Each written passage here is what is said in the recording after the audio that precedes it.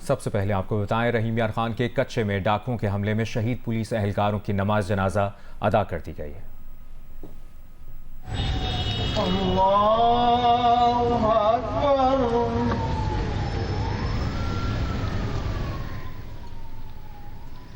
रहीम यार खान के कच्चे के इलाके माचके में गुज़िश्ता शब पुलिस की गाड़ी पर डाकुओं के हमले में 12 एहलकार शहीद और 6 ज़ख्मी हुए हैं। शहदा की नमाज जनाजा में वफाकी वज़ीर दाखिला मोहसिन नकवी, IG पंजाब उस्मान अनवर और आला पुलिस हुकाम ने शिरकत की।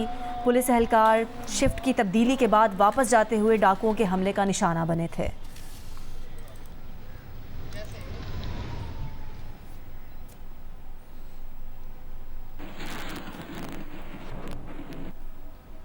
रहीम यार खान के कच्चे में डाकुओं के हमले में जख्मी होने वाले पुलिस एहलकार का बयान सामने आ गया है। जख्मी पुलिस एहलकार का कहना है कि डाकुओं ने चलती हुई गाड़ी पर रॉकेट लॉन्चर के बर्स्ट मारे।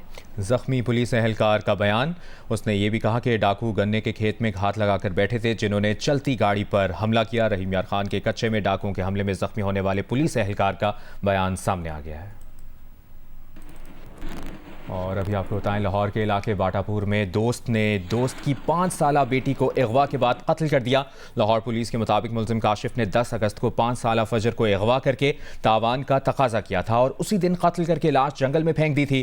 बच्ची की बाक़ियात गिरफ्तार मुलजिम की निशानदेही पर बरामद करके फॉरेंसिक के लिए भेज दी गई। पुलिस के मुताबिक मुलजिम काशिफ बच्ची के वालिद राशिद का दोस्त और पड़ोसी था जो फजर के कत्ल के बाद भी तावान का तकाजा करता रहा। मुलजिम काशिफ ने मासूम फजर के वालिद से कारोबार के लिए 10 लाख रुपए कर्ज भी ले रखा था। पुलिस कॉल रिकॉर्ड के जरिए मुलजिम काशिफ तक पहुंची। सोगवार खानदान के घर में क्या सूरत हाल है, जानेंगे नुमाइंदा जियो न्यूज़ मियां आबिद से।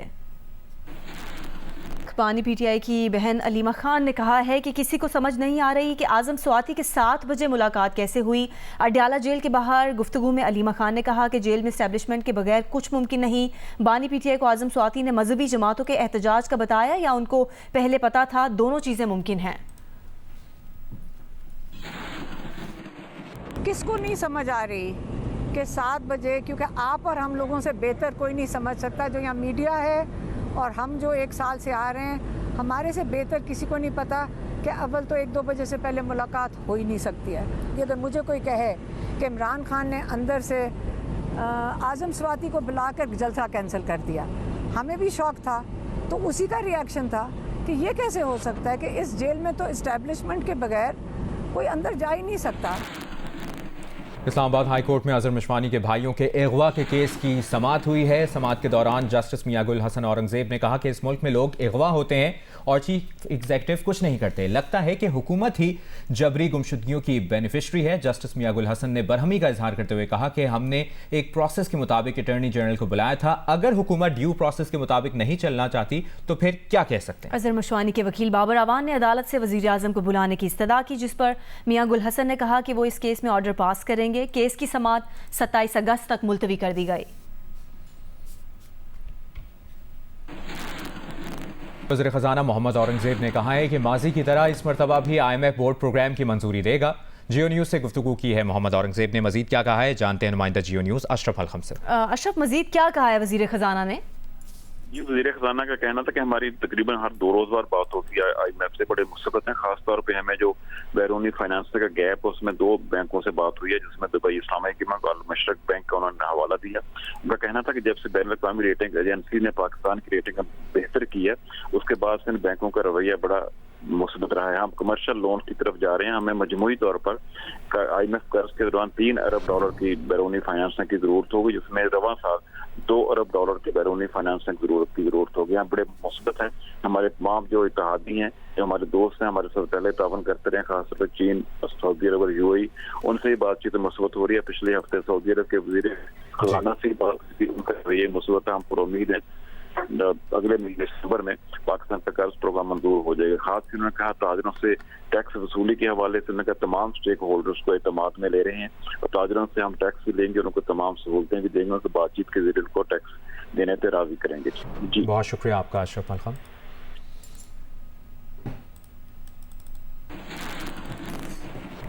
रावलपिंडी टेस्ट के तीसरे दिन पाकिस्तान के 448 रन के जवाब में बांग्लादेश की बैटिंग जारी है। बांग्लादेश की चौथी विकेट 199 रन पर गिरी है। शादमान इस्लाम 93 रन बनाकर आउट हुए। चाय के वक्त तक ये इस वक्त स्कोर है और बांग्लादेश के हम देख सकते हैं कि 4 विकेटों के नुकसान पर 199 रन हैं। इसी पर बात करेंगे। सिकंदर बख्त ने हमें ज्वाइन किया है। सिकू भाई, हम ये देख रहे हैं कि बड़ी मुश्किल से ये 4 आउट हुए हैं अब तक और तकरीबन 60-70 रन की पार्टनरशिप लगी है तमाम तर बैट्समैनों के दरमियान। तो जो 4 फास्ट बॉलर्स खिलाने का फैसला था मैनेजमेंट की जानिब से, वो आपके ख्याल में गलत तो नहीं हुआ? देखिए, वो तो हम पहले ही 3-4 दिन से इस बात का जिक्र करेंगे। कोई भी इस सब कॉन्टिनेंट में मैच जो है बगैर स्पिनर के नहीं खेला जाता।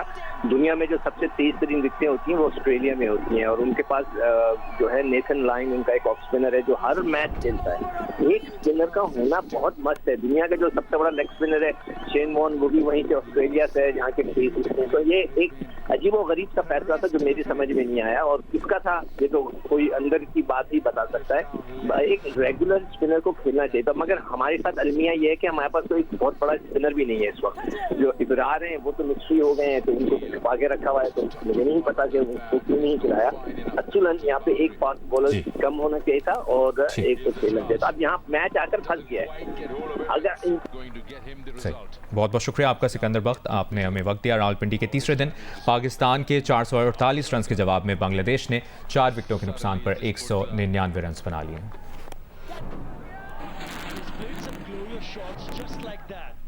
बांग्लादेशी क्रिकेट के पोस्टर बॉय के नाम से जाने जाने वाले क्रिकेटर शकीबुल हसन के खिलाफ ढाका में कत्ल का मुकदमा दर्ज कर लिया गया है। शकीबुल हसन पर गारमेंट फैक्ट्री के मुलाजिम के कत्ल का इल्ज़ाम आयद किया गया। बांग्लादेशी मीडिया के मुताबिक ऑलराउंडर शकीबुल हसन पर ढाका में एक गारमेंट फैक्ट्री के मुलाजिम के कत्ल का मुकदमा दर्ज कर लिया गया है। मुकदमा मकतूल के वालिद ने दर्ज कराया। मुकदमे के मुताबिक मकतूल रिंग रोड पर एहतजाज में शामिल हुआ और दौरान एहतजाज किसी ने मुजाहिरीन पर फायरिंग की जिससे मकतूल को गोलियां लगी। वाक़या 5 अगस्त को पेश आया। मकतूल 7 अगस्त को अस्पताल में जाँ बहक हुआ। शकीबुल हसन मुकदमे में 28 मुल्ज़िमान में शामिल कर लिए गए। साबिक वज़ीर आज़म शेख हसीना और दीगर 154 शरीक मुल्ज़िमान को मुकदमे में नामजद किया गया है। शकीबुल हसन हसीना वाजिद की हुकूमत में रुकन असम्बली थे।